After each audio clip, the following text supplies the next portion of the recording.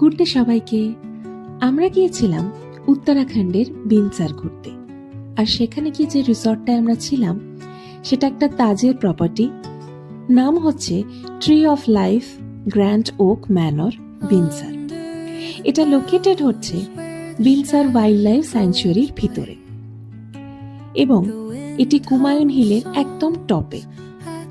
রিসর্টটা অসাধারণ এবং এখানে রিসর্টের যে কোনো জানলা বা ব্যালকনি থেকে দাঁড়িয়ে বিনসারের টোটাল সিনিক বিউটি, যতগুলো পাহাড় হিল টপের তাদের পিক সবগুলোই এখান থেকে দেখা যায়, কারণ এই টপটা সব থেকে উঁচু।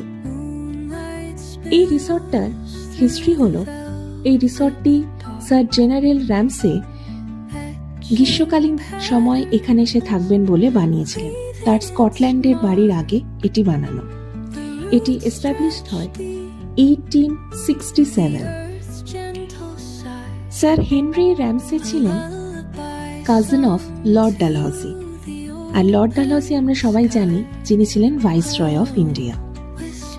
পরবর্তীকালে এটি অ্যাকোয়ার্ড হয় গ্যাংলোলা ফ্যামিলির দ্বারা এবং গ্যাঙ্গোলার ফ্যামিলি 1931 টু 1935 এই রিসর্টটি অ্যাকোয়ার্ড করেন এবং তারপরে এটি হেরিটেজ হোটেলে রূপান্তরিত হয়।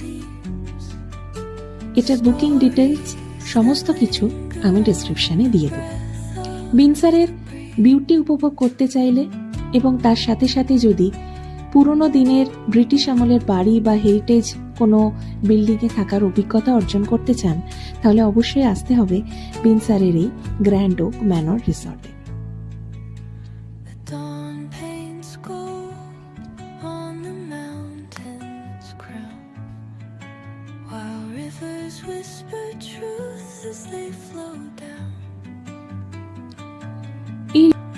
এই রিসর্টের ভিতরে যত ফার্নিচার, বুকশেলফ দেখছেন সব কাঠ কিন্তু সেগুন কাঠের।